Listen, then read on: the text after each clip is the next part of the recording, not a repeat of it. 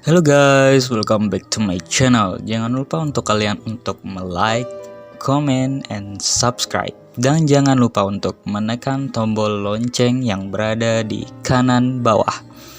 Oke, mari kita mulai cerita pendakian kali ini dengan cerita horor yang baru. Ini adalah kisah cerita pendakian aku yang kedua kali. Ini adalah cerita pada tahun 2015. Ketika itu baru tenarnya namanya Gunung Nanggi di Lombok. Dan menurutku pendakian kali ini mungkin ada sedikit beberapa masalah yang hampir dan mengakibatkan pendakian kali ini gagal. Pendakian itu terencana hanya berempat orang, tetapi ada beberapa teman yang ikut, yang bisa dikatakan teman komunitas lah. Jadinya kalau nggak salah kita itu pergi berenam atau berdelapan. Nggak usah disebut namanya deh, takutnya nggak enak sama orangnya juga. Oke. Pendakian ini berawal dari ketertarikan aku dengan padang savana. Katanya di sana tuh punya padang savana yang luas banget, dan aku sudah membeli logistik, peralatan segala macam, dan menyewa tenda. Dan tendanya hanya satu, tetapi kata temanku sih katanya ada tenda lagi kan. Ya udah, kita selalu aja tuh. Udah selalu, tahu-taunya sampai sana kita ngecek tendanya nggak dibawa. Soalnya kita nggak jalan samaan gitu. Sampai di sana kita sewa tenda juga kan. Kita sewa tenda itu cukup mahal waktu sewa tendanya.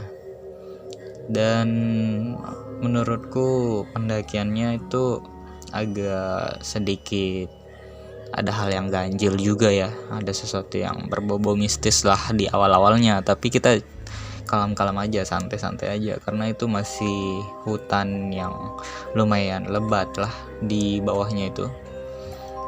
Pendakian yang santai aja sih sebenarnya. Kita pendakiannya cukup santai, nggak kebawa beban, nggak kebawa pikiran-pikiran yang negatif, sambil menikmati makanan yang dihidangkan oleh ibuku ya, yang dibawa ya, maksudnya makanan yang dibawa. Kita pun menyewa porter waktu itu karena tidak ada yang tahu jalur. Sesampai di pertengahan ya, kalau nggak salah itu udah masuk wilayah hutan banget, dan kita cukup beristirahat karena ada temen yang jatuh sakit waktu itu. Tiba-tiba ada temen yang jatuh sakit, katanya rada-rada pusing gitu dan agak mual, yang dikatakan bahwa itu adalah pendakian pertama kali dia. Ya udah, kita jalan santai aja kan, sambil menikmati pohon-pohon yang di sekitaran hutan tersebut. Sesampai di baru ketinggian sekitar 1000, itu udah mulai hari gelap.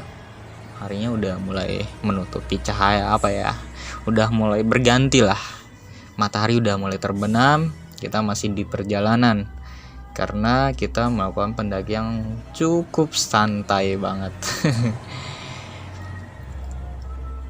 Sampai di puncak, kita pun bergegas membuka tenda dan ada yang menyiapkan makanan. Aku di bagian yang menyiapkan tenda. Kita harus menyiapkan 2 tenda waktu itu. Tendanya lumayan besar, dan 2 teman perempuanku juga. Yang satu perempuan membuat makanan, yang satu membantu memasang tenda, dan yang lain sibuk mencari kayu bakar. Dan kita membagi tugas satu sama lain kan. karena hawa yang sudah sangat dingin, dan kebetulan kita sampai puncaknya itu jam 8 malam. Tenda sudah terpasang, makanan sudah tersiapkan, sedangkan api unggun masih belum nyala. Ya, nah namanya juga habis hujan kalau nggak salah waktu itu. Udah, kita sampai jam 8 malam, kita udah santai-santai ngobrol. Ada yang bawa kartu, kita main kartu, main jenderal gitu kan, main jenderal. Tetapi udah sampai sekitar jam 12 kita ngobrol satu sama lain, ngobrol bareng gitu kan. Ngobrol sama pendaki yang lain juga kan. Dan ketika kita sudah di dalam tenda, ada hal yang menarik di dalam tenda yang aku rasakan. Ketika itu aku mengatakan, "Lah, siapa yang di dalam tenda?" aku gituin kan. Itu orang yang semua pakaiannya hitam semua. Semuanya hitam. Sedangkan teman-temanku tidak ada yang pakai pakaian hitam semua kan. Sedangkan teman-temanku yang lain di luar. Ketika itu aku sedang tidur.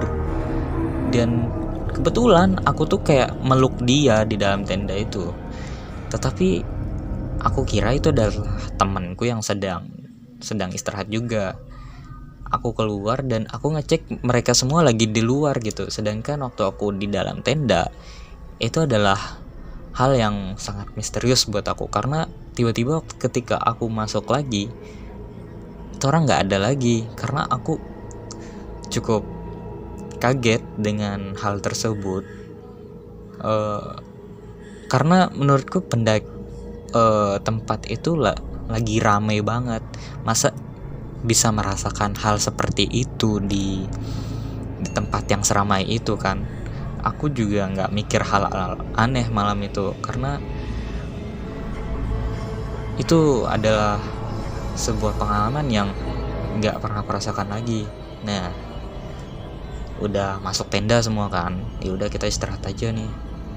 Dan aku nunggu temanku buat nemenin aku di dalam tenda juga kan, biar samaan gitu tidurnya, nggak sendiri lagi kayak tadi.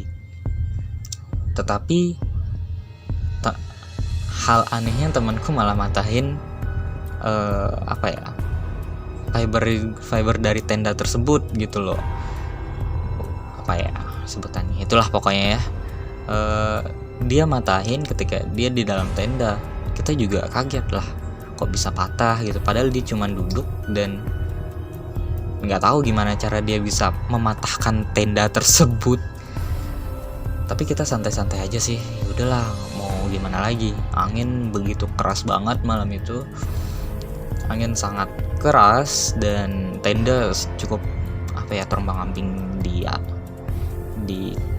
tapi gimana ya, kita di dalamnya ya udah santai dengan menaruh beban lebih banyak lagi di dalam tenda tersebut agar tidak terbawa angin gitu kan. Karena patahan tersebut agak membuat berisik ketika kita lagi tidur. Suara hal-hal aneh terus didengerin sampai pagi juga aku dengerin, karena nggak bisa tidur juga. Kita pun mendapatkan foto sunrise di paginya. Dan mungkin dari cerita tersebut kita bisa membuat hal-hal yang kayak begini harus mempunyai sopan santun, tata krama. Mungkin hal-hal yang aneh yang tidak diperbolehkan dibawa ke gunung itu jangan dibawa. Jadi kita harus menikmati dengan niat yang sangat baik, tanpa harus karena gunung itu bukan kita aja, masih ada banyak hal yang misterius di dalamnya, yang kita ini hanya sebagai pendatang di tempat tersebut. Kalau bisa dibilang gunung itu rumahnya nenek, rumahnya para penunggu yang di sana. Ya, kita sebagai tamu juga harus menghormati mereka ya. Ya, untuk teman-teman jangan lupa untuk di subscribe, like, dan komen. Sekian cerita dari aku. Wassalamualaikum warahmatullahi wabarakatuh.